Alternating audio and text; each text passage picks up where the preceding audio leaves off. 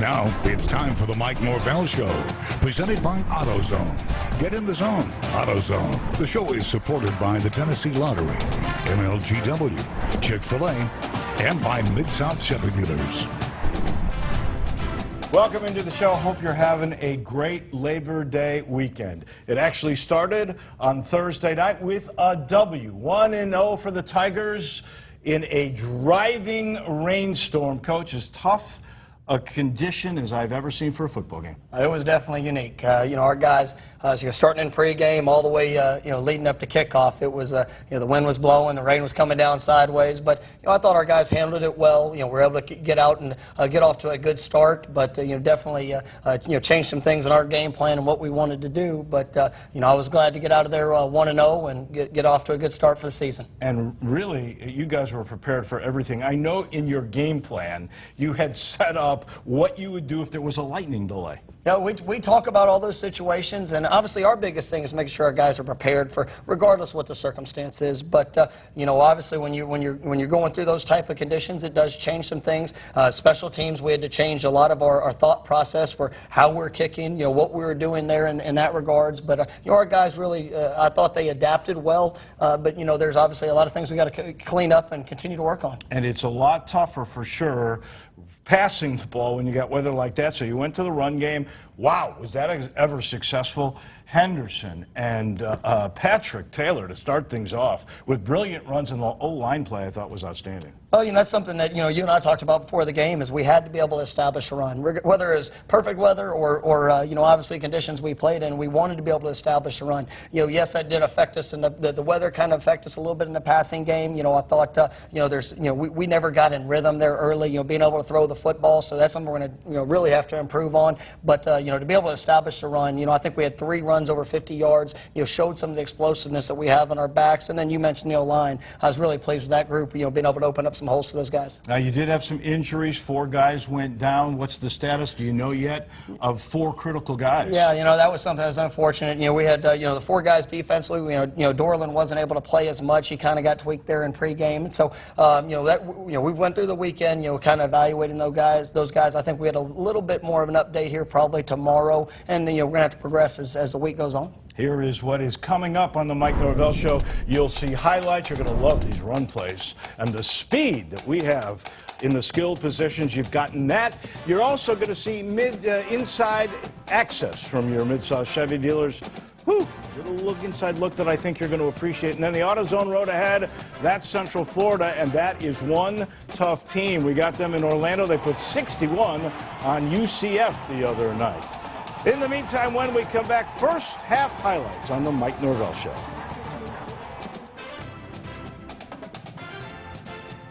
You're watching the Mike Norvell Show.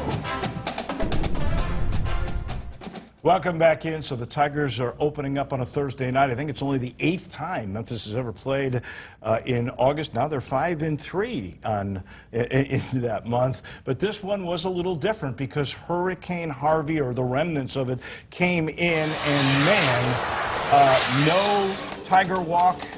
Let's face it, you couldn't tailgate in that stuff. No, but I'll tell you what, I was definitely pleased with all the Tiger Nation that came out. 10,000, I couldn't believe it. Yeah, it was when I was there in pregame, I was a little worried, but it was definitely great to see Tiger Nation coming out and be able to support the guys even in that weather. We were able to start off the opening kickoff for our season. Our guys went down and forced a turnover. Being able to get the ball out by Christian Slaughter was definitely exciting to see, and definitely kicked our season off the right way. Well, you love takeaways. That's part of your defensive thought process. You don't mind yielding yards if you turn them over or make them punt somehow. And this one worked out perfectly, although this was just a tough night to pass the ball. Even if it was on the money, you couldn't bring it in, especially in the first half. Yeah, it was obviously the weather did affect us pretty significantly there early, trying to throw the ball. And obviously the one thing I liked in that first series, we were still able to establish the field position. We got them backed up, force them into a bad situation. Being able to set up there our next drive. One of the things that we took away from the night is we had too many penalties. Here we had good field position, but back-to-back penalties. And but I love the guys' response. Patrick Taylor, obviously with the big run, I think a 66-yard run, to the end zone. Definitely exciting, great blocking up front. I think he went untouched on that run, and that's definitely a tribute to our receivers, the O-line up front, and the tight ends, given that scene. I think it was Joey Magnifico who made one heck of a block on that run, and then his speed was just outstanding. And they've got a young man named Gore who's a transfer from the University of Alabama, played for the Crimson Tide, wanted more PT. He was at times tough to bring down, but you see how hard it is to bring the ball in. And that was Marcus Green. He's a pretty good player. Yeah, one of the things we talked about was being able to run the football offensively and stop and run defensively. I thought those were two things coming out of the game that we were able to do. We were, as you can see, the passing game really was tough for us to get in a rhythm early, and we really kind of struggled in that regards. But as we continue to move throughout the game, being able to establish a run, being able to make some stops on defense, I thought the first half and really all the way in the third quarter defensively, I thought we did a nice job. Here we gave up, a run there off the backside. Gave us a little unique formation, something we're going to get cleaned up. But I definitely like the way our guys responded. Here's a big run by Darrell Henderson, and I thought he had a really nice game as well. This is the Mid-South Chevy Dealers drive of the game, and there's the first completion, I think, of the night. And Joey, I thought he got in. Yeah, Joey, has really done a nice job for us. I thought, coming in, had his first real starting experience, there as the primary guy, blocked extremely well, did a great job, there on that play, be able to get us down inside the 1 yard line. Was excited to see his development. And then they're going to come back out and try to make some stuff happen. That's the kid Marcus Green from Pontotoc, Mississippi. They got a different quarterback in here now than the guy they started with, and that is a pickoff. Yeah, I thought Jonathan Cook did a nice job breaking on the ball. Wanted to see him be able to get that ball in, but we're able to create good field position for the offense, and then obviously the big run by Darrell Henderson once again. Great blocking up front. Joey did a good job getting up to the linebacker, and then Darrell did the rest when he saw the open field. That one for 63 yards. He's got another one that's going to come later that's gorgeous. I just think there's a huge hole. Now, he's got to get through it and show his speed, but the offensive line blocking was terrific. And back to defense you go. No, it was good seeing the guys fly around. There you see Ernest Suttles get to the quarterback. We're able to create a couple quarterback sacks, there in the game, which I was really pleased with. You see O'Brien Goodson, a guy that we talked a lot about in preseason, really showed up big in this game. And his first freshman, huh? True freshman there from South Panola, really did a nice job for us. Here we are in a 2-minute situation, trying to get us down to put some more points on the board. Riley rolls right, ball kind of slips out of his hand, doesn't get enough on it, and it was our first our first turnover there in the game. But the defense responded well, came back out, got the ball back for us, and once again that was 3 takeaways by the defense there in that first half, which was really pleased with them. I know you'll love that. On that play, there's Jared Gentry, who went down. You could see as he tried to get the ball, I think it was Bryce Huff who caused the fumble. He's reaching back to get it, and his foot got caught, and that's just unfortunate. Yeah, it's Gentry was playing a remarkable game in the first half, and hate to see him go down. Him, Darian Porter both went down early in that first half, but we're, like I said, we're getting those guys evaluated and kind of get a better update. But it provided for an opportunity for guys like O'Brien Goodson, it provided an opportunity for John Tate, who went in there and got his first real game experience. Let's be honest, we said this was the deepest team. That's going to be tested here early. 20-7, that's your halftime. And look at the 247 rushing yards that you got, and you did get 34 through the air. So when you look at this, you had a lot of yardage on the sloppy field. Yeah, I thought the guys started well, and I thought like I said, handling the conditions, being able to come out. It wasn't a perfect first half, but it was one that I thought we came out and established what we wanted to do. And so going into halftime up 20-7 in those conditions, I was really pleased. Up 13, and folks, it's going to get better. Don't miss anything. Come back if you're going to take a break. Make sure you get back for this, another gem from our guy Tony Pollard. That's next.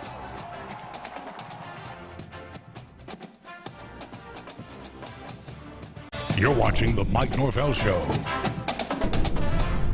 Tough conditions, but the Tigers using the ground, the running game to open up a 20-7 lead at the half. So what do you say at the break? You know the rain may be lessening here. Yeah, just continuing to progress forward. And, we knew we were going to get the ball to start the second half. We wanted to get out there and have an explosive series or explosive play early, and then, continue to work to finish the game.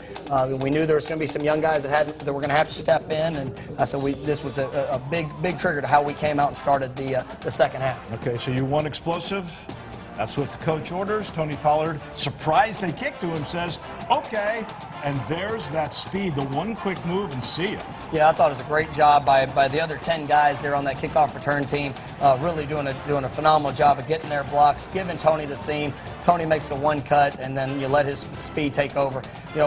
When we got here, this was something that we wanted our return units to be a major asset for us. And this is our fourth kickoff return for a touchdown in a year and one game. And so I think we've established ourselves there, and excited about the pride our guys are taking. Well, after going 30 years without a kick return, to get 4, like boom. It says something about your special team schemes, and of course the speed of guys like Henderson and Pollard, and the ball just impossible still to catch. It gets a little bit better in this quarter. Yeah, I thought Tito Wyndham there with the big pass breakup. You were able to see O'Brien Goodson with his first college sack. I like seeing us being able to get there and impact the quarterback. Here we were able to get it started a little bit, get the ball out on the perimeter. Anthony Miller, here on the third down, be able to make a conversion to Phil Mayhew. Both those guys have done such a great job for us in their Tiger careers, and big plays, in that aspect. And here's Katarian Jones, showing up on the third down, getting us down there in field goal, range, and all three of those guys showing up there on that drive. And then the field goal, and this is from Spencer Smith. There's the biggest lead of the night, and you're pretty much feeling pretty good. 30-7, 23-point lead. I was happy that Miller got his catch. He's at 26 games, and Mayhew's now at 29-game streak.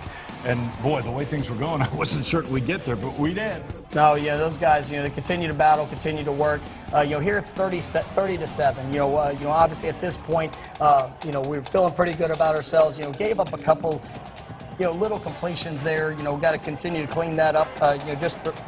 Gave up a couple third down conversions, which is kind of unaccustomed to what we're used to there on those third and long situations. Here's a fourth down conversion, but our guys were battling. I'd like to have seen us get a stop there, really put the, kind of put the nail in the coffin in a sense, but they were able to get in the end zone, made it a 30-14 game, and, but we came back offensively, and what a great run here by Darrell Henderson. Great blocking up front. You see all 11 guys out there battling. Great block there by Phil Mayhew, being smart, screening the block, allowing for another big run. That is the way to answer. They got the drive, they get a little score, they think they might be getting momentum, and this guy just goes crazy. Look at that cut, east to west, literally, and goodbye. Look at that little step in. Thing of beauty. It was, and being able to really get the run game established, that was the thing I took away from this game. I mean, you see Sean Dykes down there celebrating with them. You also got a lot of great playing experience, and 37-14. We were at this time. I thought this is where there's a little bit of a lag, and obviously when you're kicking off at 8:15, you're getting later into the night. I just the constant back and forth. Great pass interception there by Austin Hall. Our fourth takeaway for the night. And it was funny. I was joking with Austin that it was about time that we saw him go get an interception, and he made a big play there. Offensively, we didn't capitalize on that opportunity. They got the ball back and were able to drive the ball down. Once again, another fourth down conversion to get in the end zone, making it a 37-21 game. That was a heck of a catch, because remember, the conditions are a little better. Still slick, but still. And there is your final, and who's leading the band? The first guy, Anthony Miller. I love that, and I love the fact we are 1-0. You end up with almost 320 yards rushing, close to the 100-yard passing mark. It was a tough day for all quarterbacks in that thing, and then the forced turnovers, which is a big part of your philosophy. Yeah, that was huge for us. We talked about that as a defense, as wanting to go out there and establish ourselves, continue with the identity of what we've done, as a defense, creating takeaways. Obviously rushing the football. Darrell Henderson with almost 170 yards, 2 touchdowns. Patrick Taylor going for 130, 200-yard backs, and then obviously what Tony was able to do in the return game. That running back room got some pretty good work there. Ooh, 3 guys in the Century Club. It's not going to get much better than that, I can tell you. So that was a lot of fun. Now, there are a lot of expectations for sure on this Tiger football team. And I believe with Inside Access, you will see that in a little bit. How do you handle the pressure of being picked to win your division and everybody around here thinking this is the season? We find out how they deal with it in just a minute.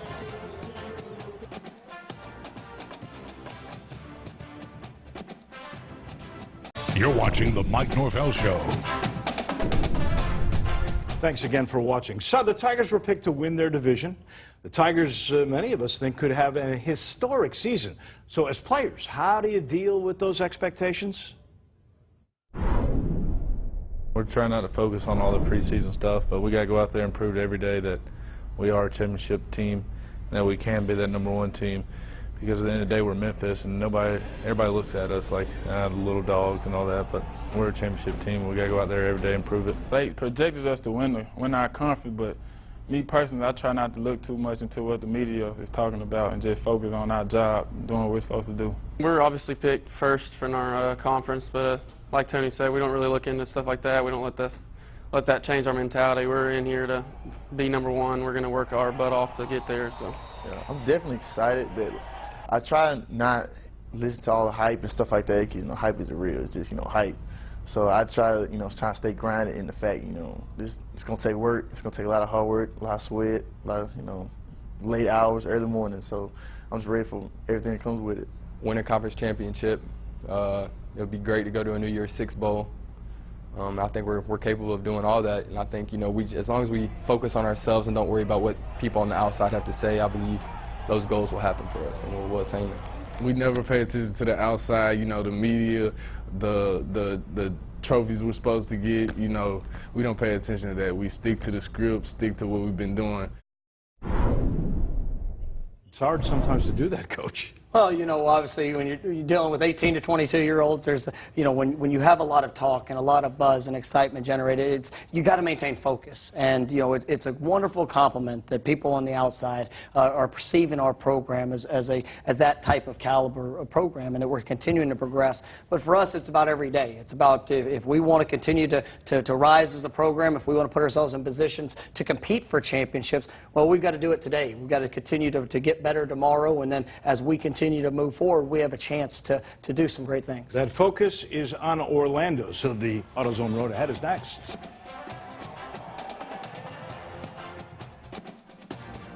You're watching The Mike Norvell Show. Well, the AutoZone Road Ahead's a tough one. Central Florida is loaded. They got a touted sophomore quarterback, a stud linebacker. Yes, going on the road, first conference game, going down to Orlando.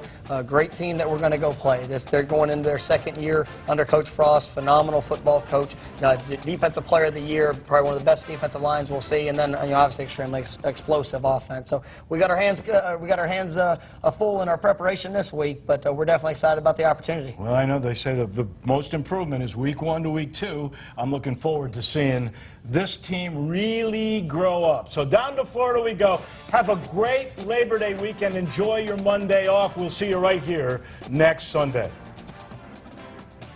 Thank you for watching The Mike Norvell Show, presented by AutoZone. Get in the zone. AutoZone. The show is supported by the Tennessee Lottery, MLGW, Chick-fil-A, and by Mid-South Chevy Dealers.